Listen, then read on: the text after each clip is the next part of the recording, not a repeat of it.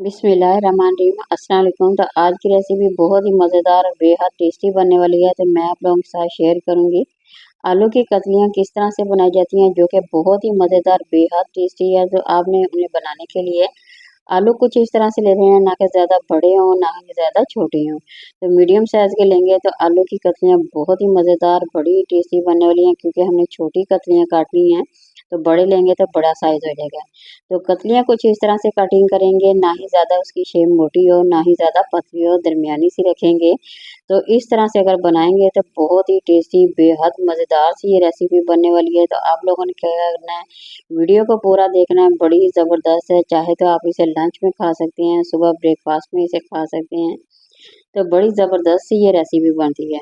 तो वैसे भी बहुत ही आसान है, बेहद मज़ेदार सी है, बिल्कुल कम बजट में इतनी ज़बरदस्त सी रेसिपी मैं आप लोगों के साथ शेयर करूँगी।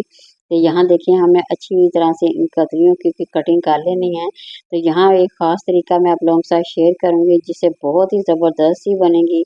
तो हमने क्या करना है, तमाम की कटिंग तो कर ली है, थोड़ा-सा नमक डालेंगे और इसे अच्छी तरह से मिक्स करेंगे। इसके करने का फ़ायदा ये होगा, जब हम इसे फ्राई करते हैं तो ये पैंदे में बिल्कुल नहीं लगेगी, बिल्कुल अच्छी सी फ्राई होगी और बहुत ही टेस्टी और मज़ेदार सी बनेगी।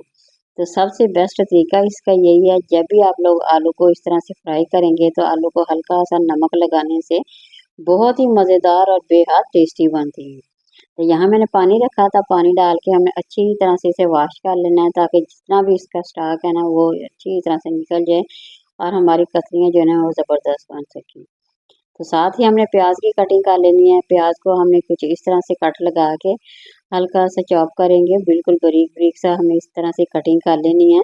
तो आप लोगों ने क्या करना है, इसे कटिंग बोर्ड पे भी कर सकते हैं, हाथों से भी कर सकते हैं, जिस तरह से आप लोगों को ईजी लगे उस तरह से इसकी कटिंग कर ले।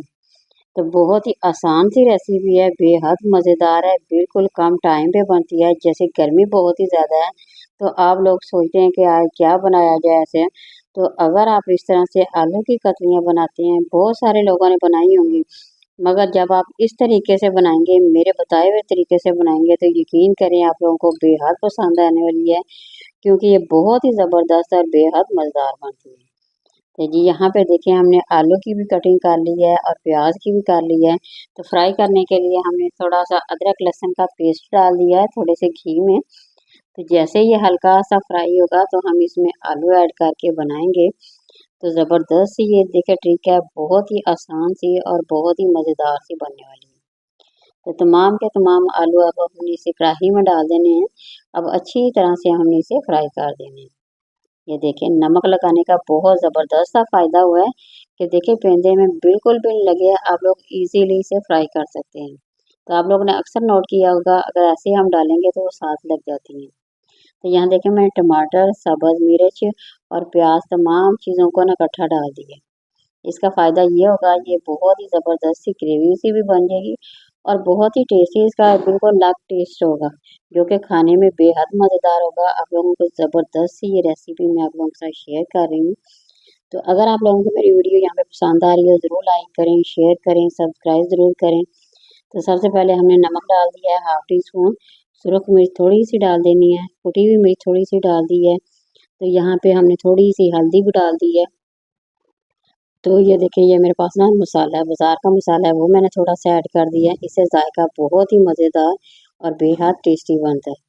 तो अब हमने क्या करना है, यहाँ पे इसे अच्छी तरह से मिक्स कर लेना है और इसकी भुनाई करनी है। तकरीबन 2 से 4 मिनट लगेंगे इसे भुनाई करते वक़्त।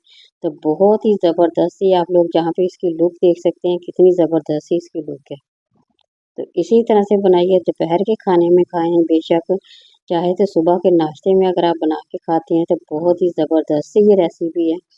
तो आप लोगों ने ज़रूर बनाना है और कमेंट में मेरे साथ ज़रूर शेयर करना। तो यहाँ पे देखिए माशाल्लाह हमारी रेसिपी मुकम्मल हो गई है। तो बस अब मैंने सब्ज़ धनिया डाल दिया है। अब मैं आप लोगों के साथ डिश आउट करके दिखाऊँगी। माशाल्लाह बहुत ही ज़बरदस्त बेहद मज़ेदार सी मिनटों में झटपट बनने वाली हमारी रेसिपी जो है ना बन के तैयार हो गई। ये देखिए प्लेट में अब हम डाल लेते हैं। माशाल्लाह आप गरम-गरम तंदूर की रोटी के साथ खाएँगे तो आप लोगों को बेहद मज़ा आने वाला है। तो देखा बहुत ही आसान सी रेसिपी है, बड़ी ही ज़बरदस्त सी है। तो अब आप लोगों ने बनाना है ज़बरदस्त सी रेसिपी। किसी नई और रेसिपी के साथ दोबारा हम हाज़िर होंगे। ये देखिए, उस वक़्त तक इजाज़त दीजिए। अल्लाह हाफ़िज़।